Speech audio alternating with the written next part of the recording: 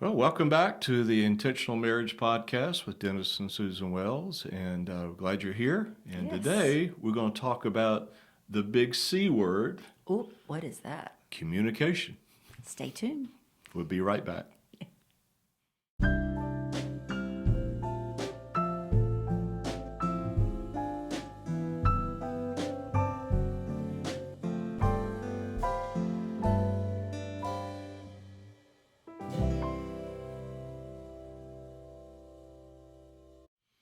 Well, welcome back. Again, Dennis and Susan here with you. And today we want to jump into, I think it's maybe the third chapter of our book. Does that sound right? Why don't we look? Yeah, you I can think take a it's look. about chapter 4. Is it? What is Chapter it? 3. Look Cha- at that. oh, what you Well, were there you right. go. Let's Got see. it. Got it up here. It's a steel trap. So the big C word today is communication, and typically when I meet with couples, and this, by the way, is very frequently an issue with couples. So don't feel like you're a lone ranger if you guys are having trouble communicating with each other. Very common. But I always tell couples that communication is the umbrella that covers everything. Everything.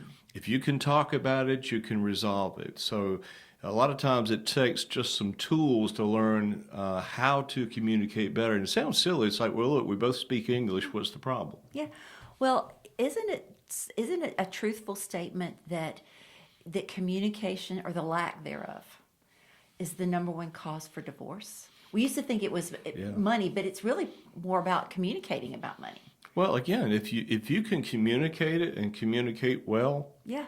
you can resolve almost anything. And don't mistake being a talker for being a good communicator. Right. Yeah, because a lot of us are good talkers, but we have to really learn the art of communicating. And really, the burden is on the speaker. That's what they always told us. The That's burden good. is on the speaker to make sure they are communicating. So if the receiver is not understanding, Right. then as the speaker, you have to do a better job of communicating in such a way they can understand. Exactly. And I heard this taught that what you want to be able to do when you communicate something is help the other person to visualize, to see what you're trying to say. I know that it's common I think it's more common for males than females to edit, to eliminate what is in the mind of the one communicating. It's a non-essential information. And typically, I'll say to couples that for men, and she's right, men, we edit, we summarize because we feel like it's more efficient. Right. So if she wants a picture of something from me, I might draw stick figures and give it to her. Yeah. What she really wants is like a Rembrandt with colors and textures Right. and warmth and smells, Yeah. if that's possible. But there really is a huge difference. And Right. so, again, the burden is on the speaker. Yes. She may ask me, I'll go to lunch with a friend of mine, and she'll go, well, where'd you guys go? And I said, well, I went to this little restaurant on Main Street here. And she said, well, what'd you have? Well, I had the salad with grilled chicken.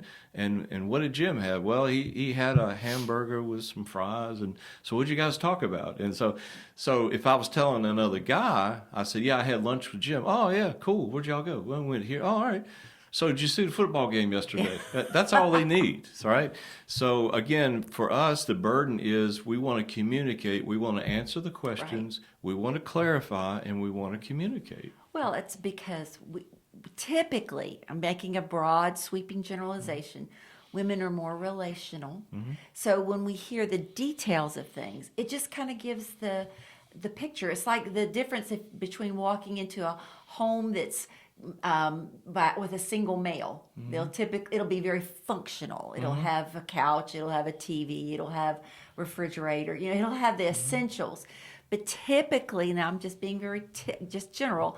You walk into a single females, and it's more homey because it's all about creating atmosphere, of home. So that's kind of where females are coming from. Yeah, it is. And so one of the things that we talk about is called active listening skills. Okay. Okay, ALS.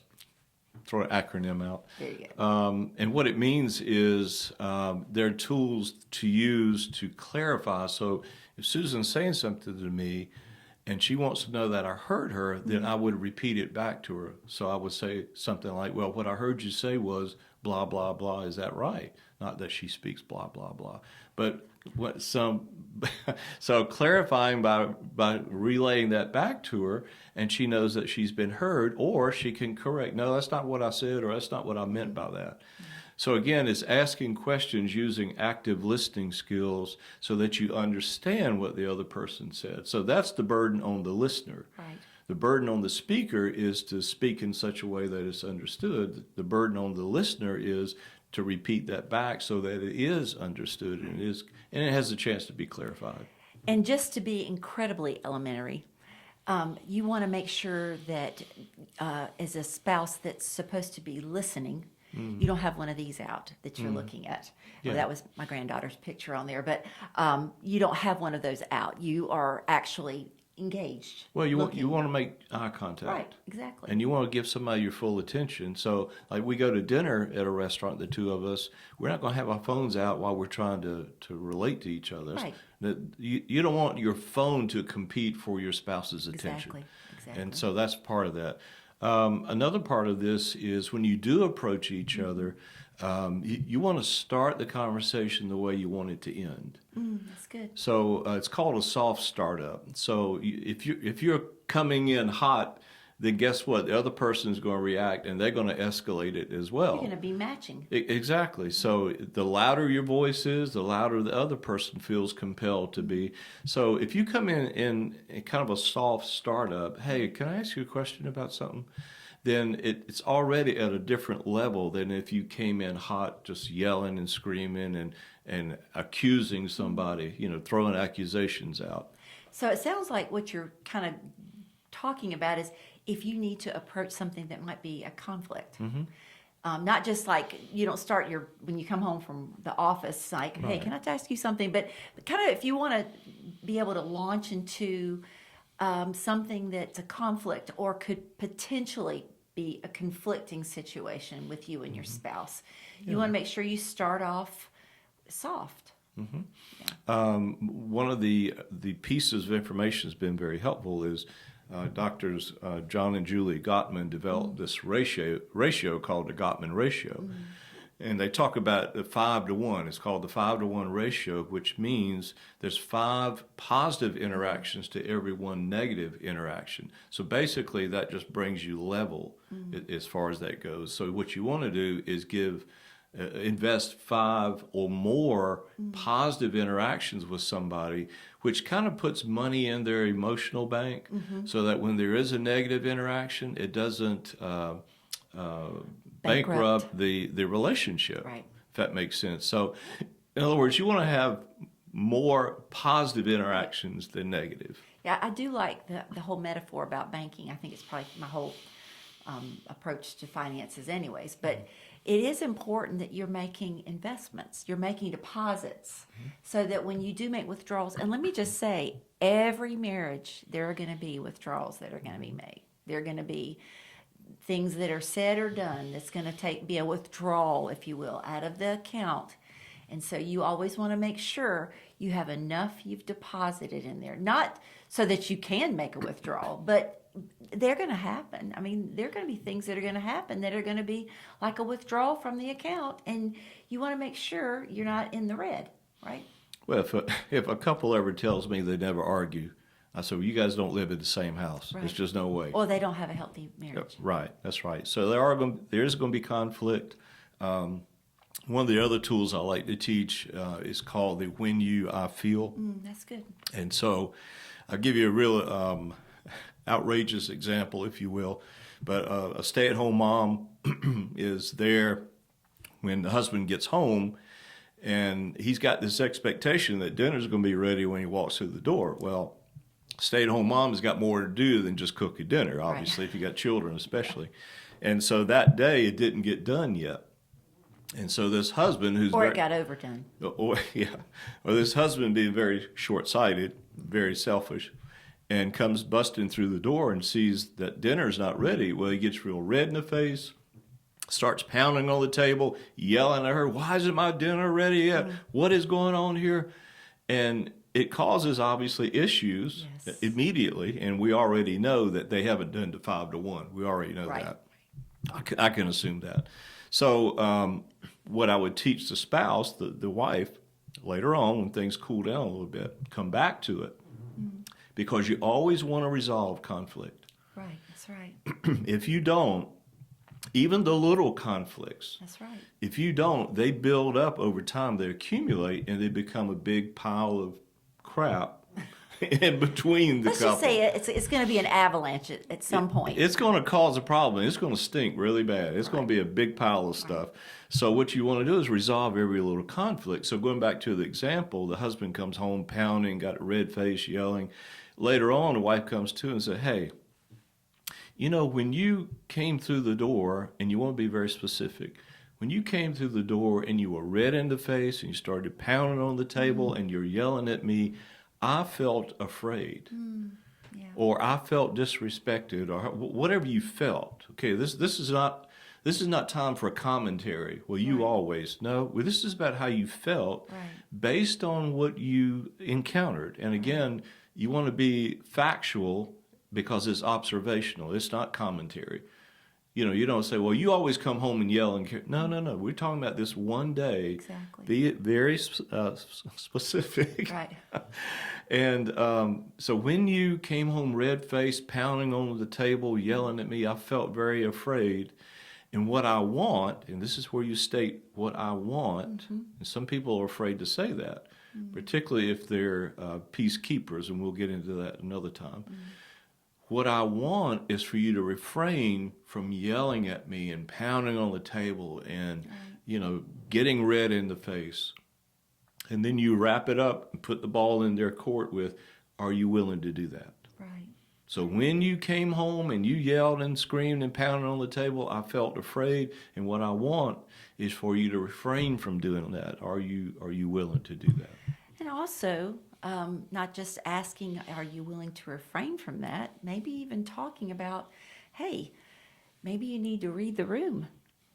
You walk in, you know, maybe one of those conversations that, especially in those years when you have young children, I am way past that time, but watching our daughter, our youngest daughter, with now having 3 little ones. In the home, and just remembering what that's like when they were little, and just the unexpected things that can come up. You have every intention of doing things, having dinner ready when your husband comes home, and that sounds very Leave It to Beaver type. Yeah, The Cleavers, 1950s. yeah. I get it. So it doesn't always look like that picture, but I think you understand where we're coming from. You have intentions to have things different when the evening begins with the family, and it just doesn't work out that way. And so just having those conversations with your spouse, or maybe even saying something like, when you come in and you see this, hey, why don't you just kind of pick up one of the kids or pitch in, or, you know, I offer what do you need me to do, hon? Or like in another example, it's like when you know, the wife comes back from the store and she sees her husband has just discarded his clothes all over the house, which he does frequently. For her to lit into him, is that the word? Light into him. That's it. For her to light into him with, "You always leave your clothes out. I'm tired of this," and blah blah blah. All that's going to do, that accusative tone, is going to push a button in him, light a fire, and he's going to come firing back. So again, you're not going to accomplish what you really want. Right. So again, you take the "when you I feel" approach. Is, "Honey, look, when I come home and I see clothes like today all over the living room, I feel disrespected. I feel like you don't care. So would you be willing to keep stuff picked up? That's what I want, is for you to keep things picked up. Are you willing to do that?" Yeah. And again, it's not accusatory. It's observational and explanatory. Right. And so you can see, as we've been talking, that communication is essential. I mean, it is essential in a home to be able to communicate in healthy ways. Unfortunately, what we do is we bring things from our own upbringing. The way what we witnessed in our home when we were growing up, whether it was you were in a 2-parent home or a single parent home, or you were raised by grandparents, whatever, the formative years, whatever you saw is what you're going to bring into your marriage. And so if you have trouble with this, get help. I mean, bring somebody, go see a counselor, bring some, or if you know a couple that you see in their own marriage, that maybe they're further down the road than you are, and you say, gosh, you know what? I see you guys have a really good, great relationship, and I see how you handle things and communicate. Can we take you out to dinner? Can we get together with you and just really hear? Because we need to know. That's really what Titus chapter 2 is about. In the Bible, where it talks about the older men and the younger men and the older women and the younger women, you really teach. That's God's way of handling, young couples just starting out. You don't really know anything when you first get married. You just don't. I don't even care how old you are. You don't even have to be young when you get married. When you first get married, 2 lives becoming one is very messy. So get help. So that leads into, talked about this a little bit in a previous episode, but the reacting versus responding, okay? Again, alluding to what Susan said about our background, a lot of times the reacting piece is our default based on how we were raised. Exactly. This is how we saw mom and dad interact, or mom and somebody, or dad and somebody. Right. This is how we saw our household handle stuff. I know when I was growing up, me and my brother, my mom and dad, if mom and dad got into it, we never saw it. I mean, they may pout for a day or two, but we never knew they were upset. And so anytime I encountered confrontation other than that setting, I didn't know how to handle it. Right. I didn't know what to say. I didn't know what to do.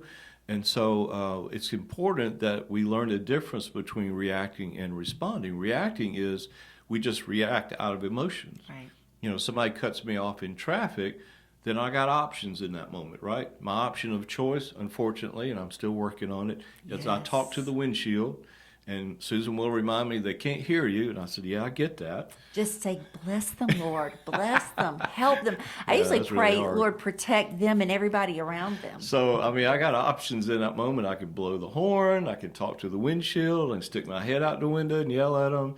An extreme option, I can get out of my car, go over their car, pull them out.